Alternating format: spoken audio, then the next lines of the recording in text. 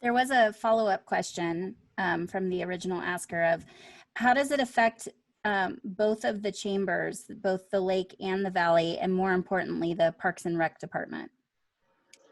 The TOT tax funds a lot of community services, both down here in the valley and up at the lake. For example, it funds the operation of the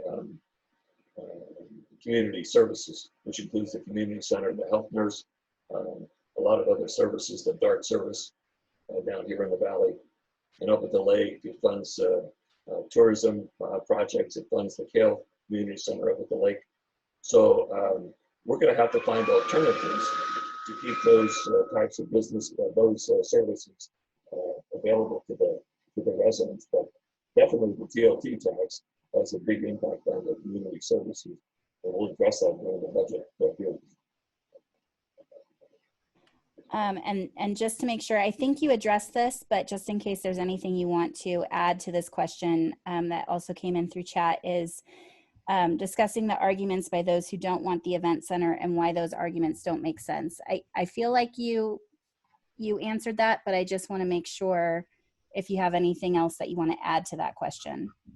Okay, I just have to ask you to repeat that again because my computer is kind of acting up and the noise coming from my computer kind of drowned out the question. Sorry. So can you discuss the arguments by those who don't want the event center and why those arguments don't make sense? Well, yeah, I think I've answered most of that.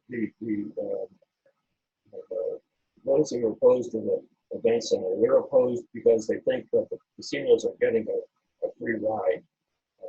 Not so. It's up to the county to try to stabilize the income at state line. And one of the ways we do that is to help increase the assessed value of those properties up there, mainly the casinos. The casinos are the assessment to the casinos or their assessed value is based on their income from rooms. So the more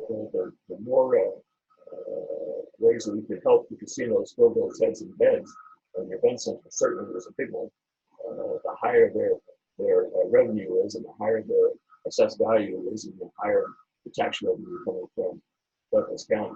So I think some of the conversation has been that the casinos, they should invest in their own properties. Well, I can tell you over the last 2 or 3 years, the casinos have invested a couple of $100 million in their properties and redoing rooms and open space, meeting rooms and what they have in there and casino areas.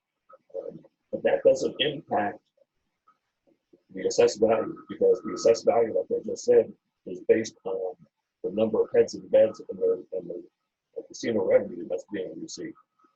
So even though they've made some great investments, that again does not increase the assessed value. I mean, the Edgewood Lodge was built by Edgewood companies at a cost of $160 million. Again, that's a property where their assessed value is based on